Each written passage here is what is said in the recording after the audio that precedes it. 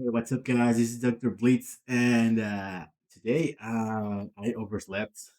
I slept a little bit more than I was expecting, and we got a surprise. It's not direct mini, another partner showcase. Um, so I woke up and I saw a bunch of notifications, and most of them from Nintendo themselves. I have them like that's the only notifications that I have on Twitter actually.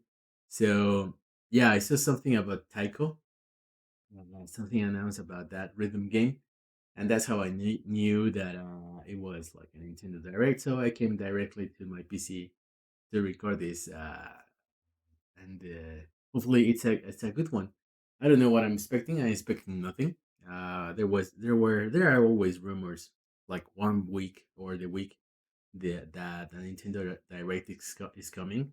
People start getting to know notice, and like the insiders, they they uh they get information about most of the time when these things leak are because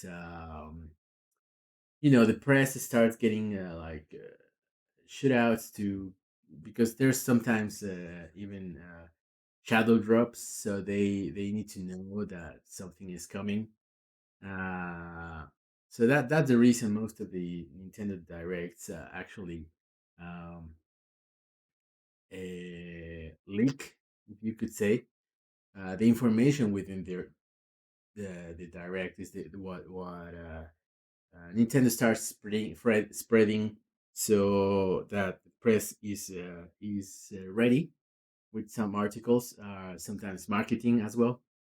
Some marketing people need to know about the products so they can start or prepare stuff for these games. So yeah, that's why uh, there have been other type of rumors, uh, rumors more far away from the announcements. And I'm talking about the Mario collections that people have been talking about for a couple of months now, more than a couple. Uh, that the holiday season we're going to be getting a collection of 3D Mario games or remakes from Mario games. And I mean, it's not really that far-fetched idea, it's something that Nintendo can do, and it should be like not so expensive to do that kind of things, more than a new Mario game. I mean, a new Mario game is going to take more resources and more time. A- Anyway, I think we're going to be seeing a sequel or a new like 3D Mario game from the Nintendo Tokyo, which is the Nintendo EA Tokyo, which is the developer of the Mario games. I think it should be very close. And by very close, I mean at most next year. Holiday next year would be like the farthest I can see it going. Uh, but yeah, all those rumors about the 3D collections and stuff leaking, I never really I, uh, believe anything that comes from leakers that it's like very far away, like more than 1 month. Like because like I said, what Nintendo actually leaks or when stuff from Nintendo leaks is mostly direct news. Direct, which is a marketing tool, is what needs to be spread around the press, and that's what the marketing team of Nintendo is the one that actually could leak stuff. Um, from the developer side, it's actually very difficult. I don't know what's the last time we actually got a leak of something from Nintendo that is in development that nobody knows exists. I don't think I can actually remember. I remember uh, the Smash Bros, the Simon Belmont uh, being rumored from like, I don't know, maybe April or after Smash Ultimate was announced, which I think was April or March. I don't quite remember. And then it was revealed, fully revealed on E3, which June, and then Simon Belmont was announced maybe I think August in another direct. I think that's the only time that I remember, or the last time, because it has happened. I mean, it's not like Nintendo is completely sealed. Sometimes things get leaked, but it's very rare. That's my point. That is very very rare for Nintendo to actually uh, leak something from the development side. So yeah, Simon Belmont was like, people start talking about Simon Belmont maybe on May, and it was revealed on August. So I mean, I kind of believe that was leaked. That it can be leaked because, well, it's not a game that is being developed by Nintendo themselves, Bandai Namco, and I mean communication and all that kind of stuff. And it's also a third party, another third party being involved, in this case Konami with Castlevania. So that's the time. Those are the times that I can actually see things being leaked. But lately, well, I mean, we have this Metroid Prime trilogy rumor since like 3 years ago. Since the people were saying, no, no, at the Game Awards in 2018, I think it was, we're gonna get announcement for Metroid Prime trilogy, and then it didn't happen, and people started saying, no, it's already complete. The game's already complete. It's just the thing about Nintendo announcing it and launching it, and so far there has been nothing. So I know there's not going to be any, or maybe a really minor Nintendo uh, reference here, because this is a partner showcase, so it's going to be mostly third party. But I ranted long enough. It's time to see this. So let's go. Let me check the audio. Yeah, and it's interesting that Nintendo are keeping their cards so close.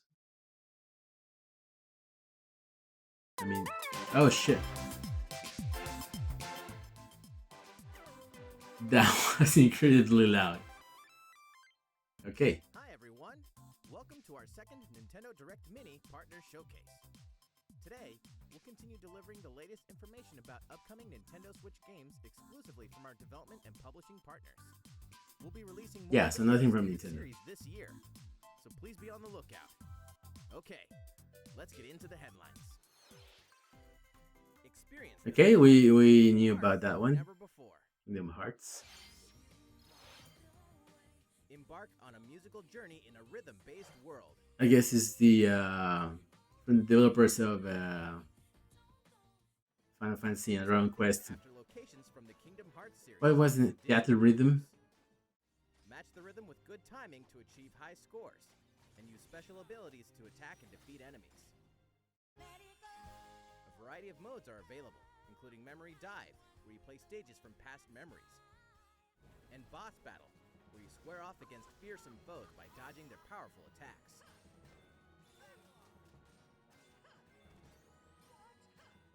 Clearing stages Not unlocks really. music I'm not and really a guy cinematics, for so you rhythm can play games. memorable I mean, stages from the Kingdom Hearts series. I enjoy them from time to time, but I'm not like, woo, let's go.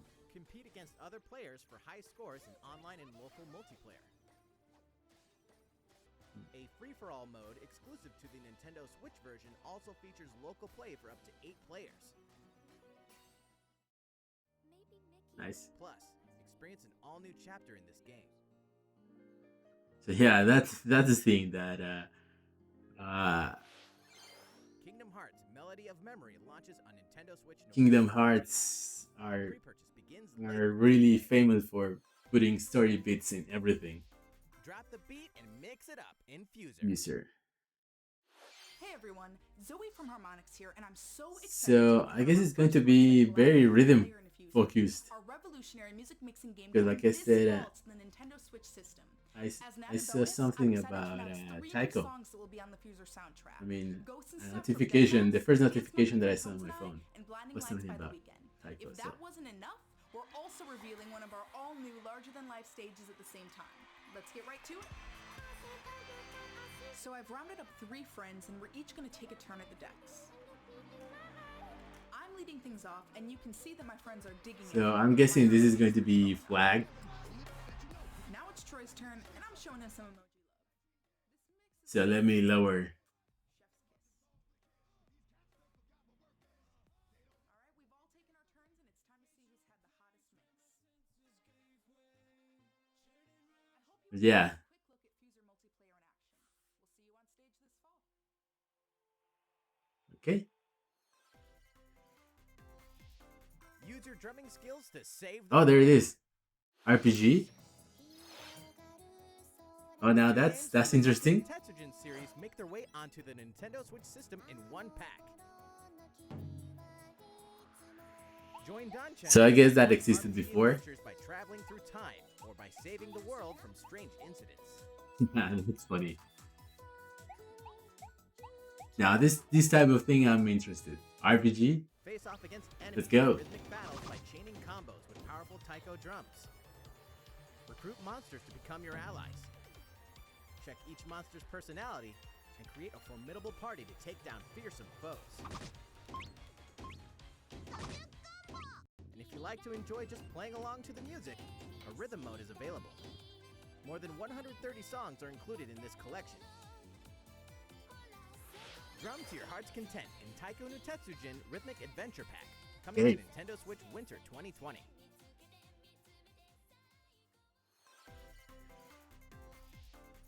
Command legendary tanks and dominate the battlefield.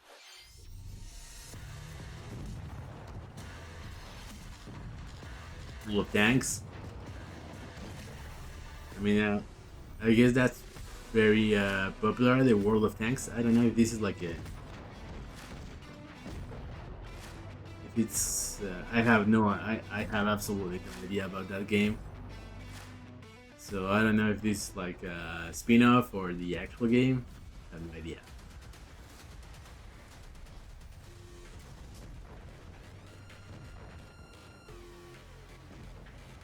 Okay, gravity altering stuff.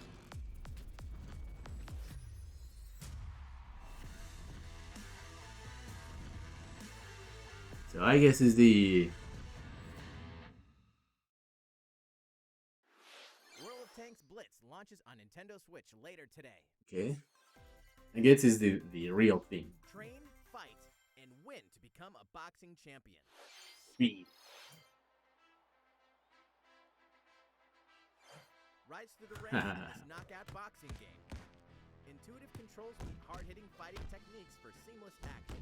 That seems a little bit more arcade. True underdog That's cool. journey through story-driven interactions and fierce battles. Plus, you can hone your boxing skills in classic Rocky training montages.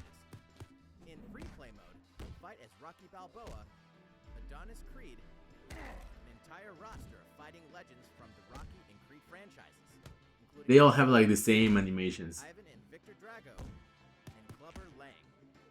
Local multiplayer is also available. You can go head-to-head with friends in adrenaline-fueled matches. Step into the boxing ring in Big Rumble Boxing Creed Ah, Championship, yeah, coming to Nintendo Switch Spring 2020. that's very placeholder. 3 classic handheld RPGs make their way onto Nintendo Switch. Originally released on the Game Boy system, the first Collection of titles Saga. in the Saga series, the Final Fantasy Legend, Final Fantasy Legend 2, and Final Fantasy Legend 3 are coming to the Nintendo Switch system in one collection. Navigate through fantasy worlds as you fight monsters. Yeah, customize that's your why characters, explore towns, battle I think dungeons, most and third more. parties are not going to be High putting speed and other helpful features have been their added games to on the authenticate Nintendo the Switch appeal of the Online original stuff. titles. To They commemorate just the rather 30th like anniversary of the series, sell them special anniversary by songs themselves. included. Collection of Saga, Final Fantasy Legend will launch on Nintendo Switch December 15th. Okay, Pre-purchase begins later very close to today. my birthday. Get the party going in the latest Just Dance game. Damn it, damn it.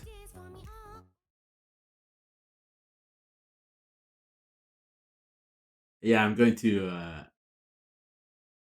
mute that twice.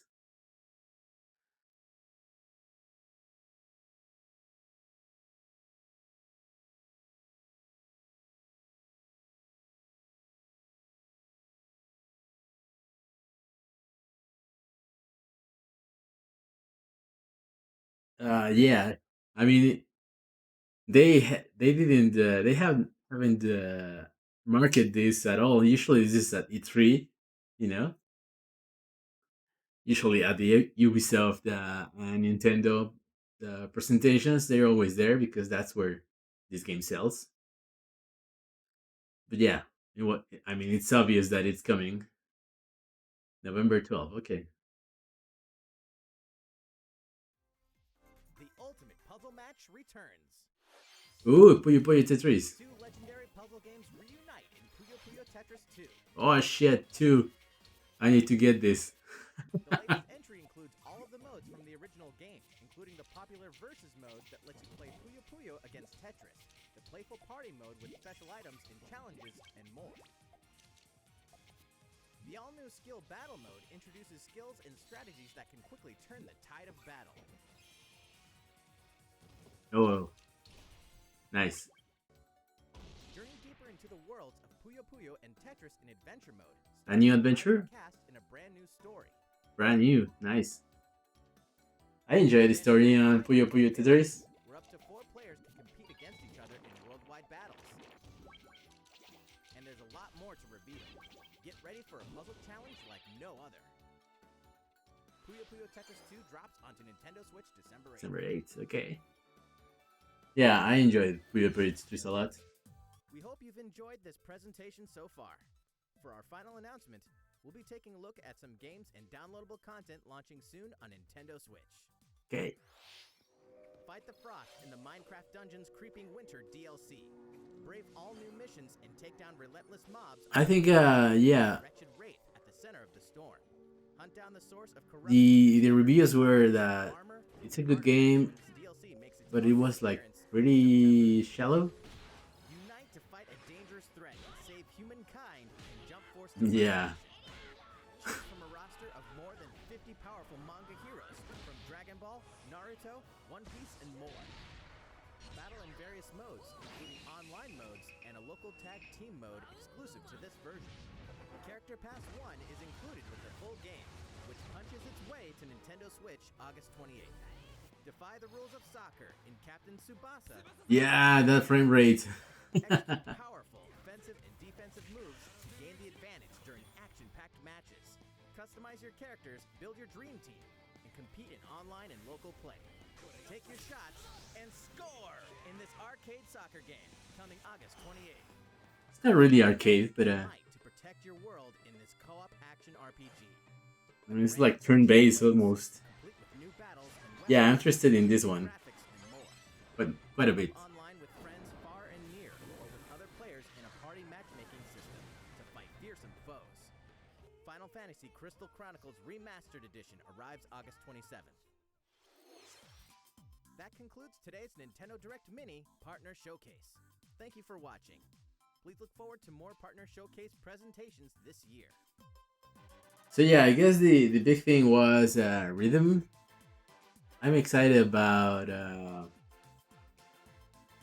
this one, the Taiko RPG, Final Fantasy Legends, Saga. It's cool, and just a reminder that stuff is coming. So yeah, it's quite interesting that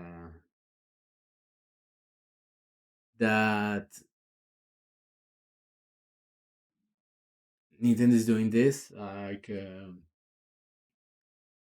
they are keeping their games very close to the chest for this holiday season for some reason. What reason that could be, I have no idea. But I mean, all of them. Also, Sony and Microsoft are like very scared of actually saying when their consoles are going to be available and for how much. So I mean, yeah, we're in a pandemic, so I guess the plans are right now they are completely scared of things going bad, their plans, I mean, or the sales or whatever. It's a very important year, you could say, for both of them. But Nintendo is also it's in a weird place, and there are rumors about new a new Nintendo Switch, hardware, and then everyone, the first thing they start saying is that, nah, yeah, this is like 4K, uh, because they Nintendo wants to the third parties, and no, Nintendo doesn't care about third parties actually. uh like, yeah, they would love to have like all the third parties, but they're not going to be making a system just so that third parties can put their games there. And just you saw there the frame rates of those games, like from Jump Force and the Captain Tsubasa. They don't care. What Nintendo offers to third parties is like, yeah, we have a product that is selling like crazy, and it allows you to make smaller games that don't take that much resources to make, not as much as a PS4 or PS5 now, or an Xbox. The amount of resources, you don't need to spend 20 millions making pre graphics for the Switch. I think the one publisher that has took advantage of the Switch the most is actually Square Enix, with Bravely Default 2 now, and the Octopath Traveler, and the Trials of Mana, the remake. They are taking smaller games.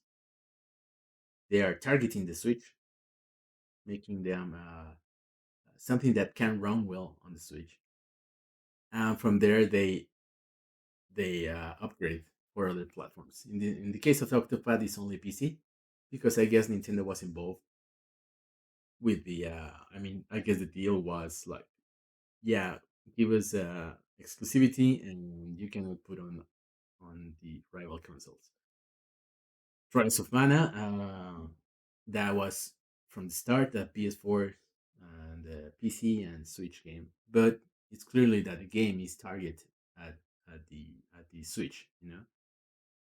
Why? Because the Switch runs perfectly, 30 frames per second, but runs perfectly and looks great. PS4 and Steam versions, they run at 60 frames per second, and they have a bit more bells and whistles. But I think that's what Nintendo actually wants. Games, or what they offer to the third parties. You can give us, you can put smaller games here, or not necessarily smaller games, but target a lower budget type of game. You know, and lower budget is not bad, as seen by these examples I just gave. Uh, you don't need to spend that much money to make a good game. You don't need to spend 100, 200, or $50 million making a game. Third parties don't need that. But I mean, it's been so long, so long since 2005, when 360 came, and because the PS2 era was different. The PS2 games were not like the the most popular games weren't necessarily the best looking ones. But that all changed with the HD era, with the 360, when they I don't know if it was caused by Microsoft or the third parties realized this themselves, but they needed to third parties got this idea that you needed like cutting edge technology and graphics to be able to wow people, and that wowness or that reaction is what would bring uh, bring new customers to you. You know, allow your game to sell a lot. But I don't actually think that's always been the case. I mean, in Steam and most popular games, I mean, League of Legends and Dota, it's very popular. I mean, it's genre based, I guess. Some genres you need or you at least should expect, people expect like good graphics, and in others they don't really. Uh, but yeah, I think most third parties are still on the idea, and I think they will still be on the idea that you need shiny graphics to sell the most. And I don't actually think that's the case. I think you need to market. You need to know who you're marketing your game to. But obviously, that's difficult. I mean, uh, yeah, that's why most third parties don't do it. But yeah, I think what Nintendo offers with the Switch is just here's a platform that where you don't have to spend that much money to make shiny games, and it has a huge variety of purchasers or audiences, and you can actually make money by marketing this to not the usual crowd, which is males from 18 to 36 years, which I am part of. But there's a there's a much bigger uh, market out there. That's what I think Nintendo offers, or how they pitch the Switch to third parties. And like I said, not many have understood this. Uh, Bandai Namco keeps, for example, keeps making games for trying to be like high end. You know, jump. You can see that Jump Force and the Code Vein, and now it's coming a new game. What's the name? The Nexus game, which is coming to PS5 and Xbox 360 and Xbox Series X. I'm sorry, Xbox is very complicated, has very complicated console names. But yeah, they are targeting like the high end. You know? That's what they are. They are one of those developers who really show uh, that's their idea of success. You know, making shiny graphics. They don't care about that much about the content. Uh, Jump Force, apparently it's quite a mess, but now they are porting it down to Switch, and it looks like crap, and nobody wants that game. So that game is going to be successful just because of the licenses that it has, Dragon Ball, and right, anime is the thing right now. So anything anime is going to be selling quite well, at least in this side of the world. Japan has shown that they are not that interested in anime games if they're not like well made anime games. So yeah, it's a weird thing how people are now saying that. Yeah, Nintendo's making a pro model of Switch so that third parties can actually put their games there. And no, Nintendo, I don't think it really cares about that. There's going to be a new hardware, of course, that's for sure. I mean, these reports for the new hardware is not from just random. It's from manufacturers, who are making parts for the Switch, and someone just said like, yeah, this is a part that is not for the regular Switch, something else. So it's going to be more powerful, probably. Yeah, and probably it's going to be more powerful. Why? Because they already are selling what the light. They already released a new or a different product, which is the Lite, which is target to maybe a more cost conscious uh, audience. You know, it's cheaper, but you lose features, which is basically playing games on your TV. It's just a handheld. But I guess I heard it's a great product. Like the buttons and all, they say that it feels great, and that's really cool. I'm actually being tempted to buy one just because having like a secondary. But Nintendo is also kind of bad with those having several machines for only one account. But that's a story for another video. But they're going to be launching a new hardware, which is going to be with a more powerful. How much I don't know, but the idea of it being more powerful is going to be for, or the idea for Nintendo is that it's attractive to people who already own a Switch and they want something more powerful. You know, maybe they are able to display it. The maybe the screen is going to be better, or to make the games run a little bit better. There are a lot of Nintendo actually games that use like dynamic resolution, and all of those games you don't even need a patch to make them run better, because the game itself, it has like it has the code already where, depending on how heavy the load is for the GPU, it downgrades the resolution so it can maintain a better frame rate. If you have a higher spec, or your GPU is running at higher clocks, or has more features, it's that limit, that it doesn't have to downgrade. So that would be like the the benefits of those, and I think that's what actually is going to be the Switch Pro.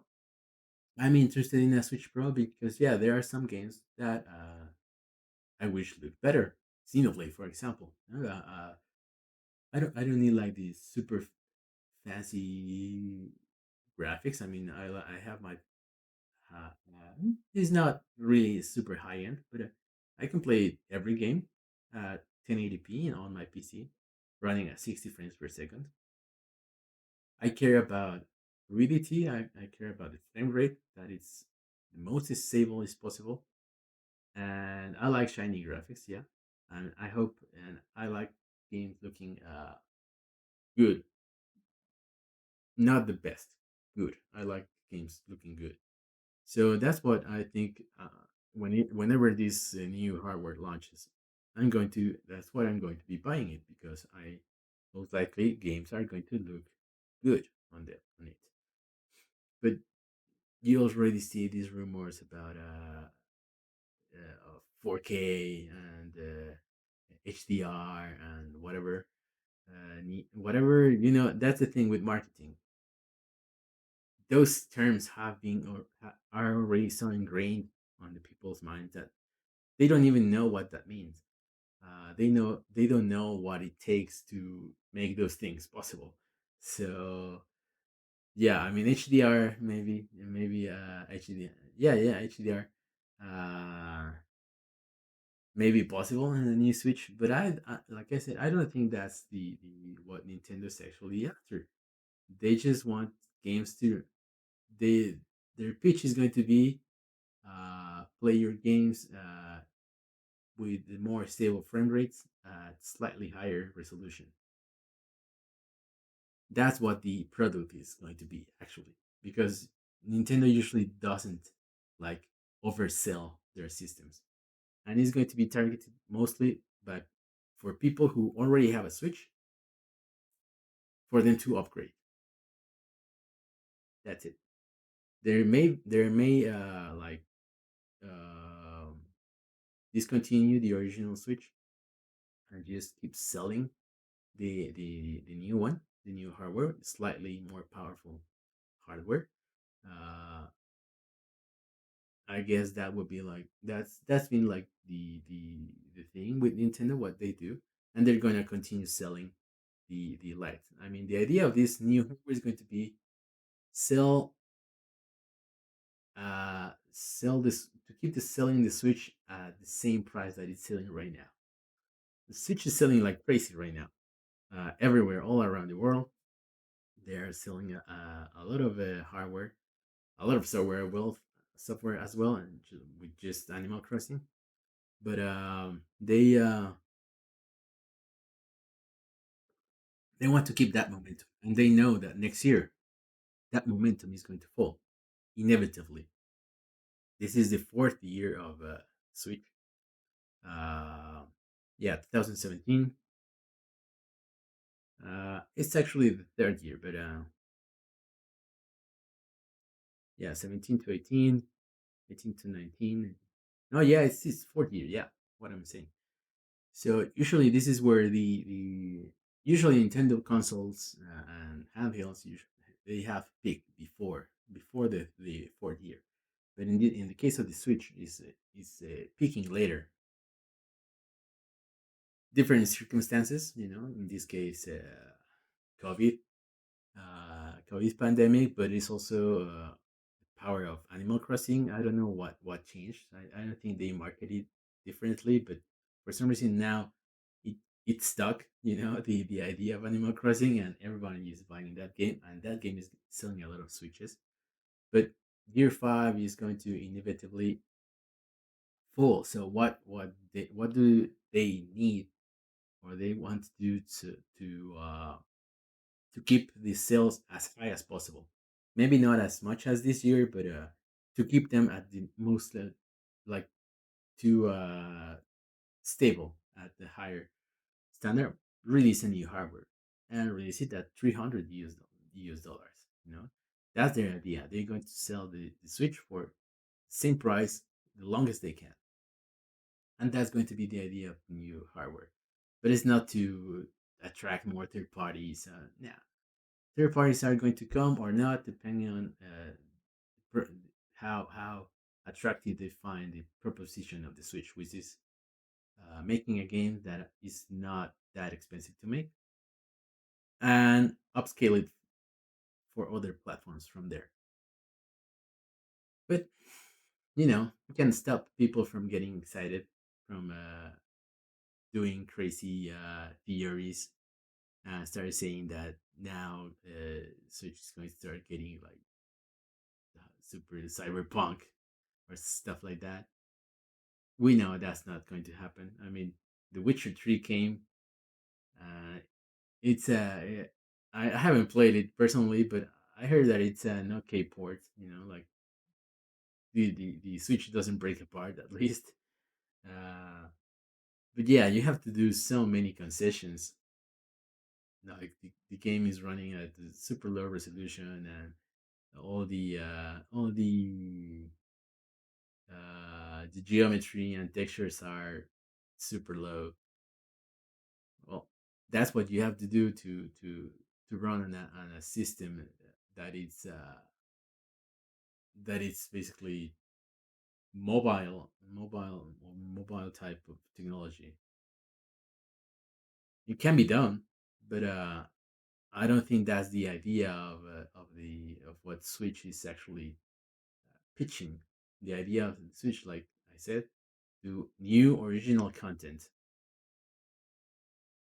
that is targeted at the Switch, so you can run it with the best textures it can and the best geometry it can to be at 30 frames per second on the Switch. And from there, go up as much as you want on other platforms. Go all the way to 4K and put ray tracing and all the effects you want, and sell it like a high end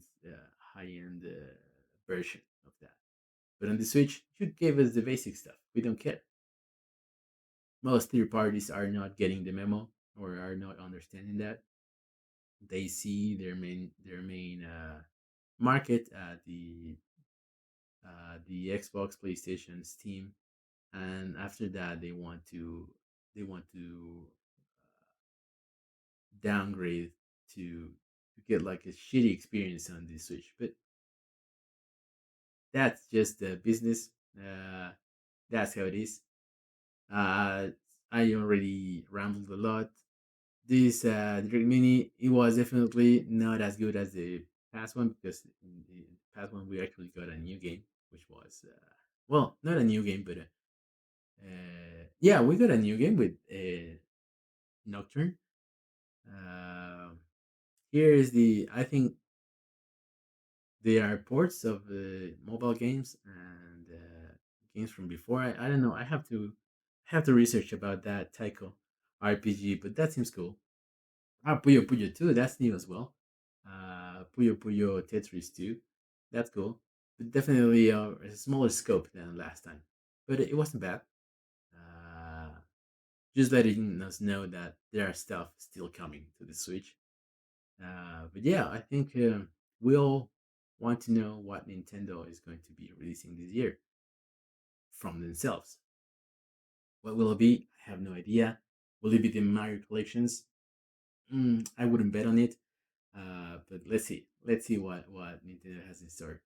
So if you stay here for my whole rambling, thank you very much, and see you guys next time.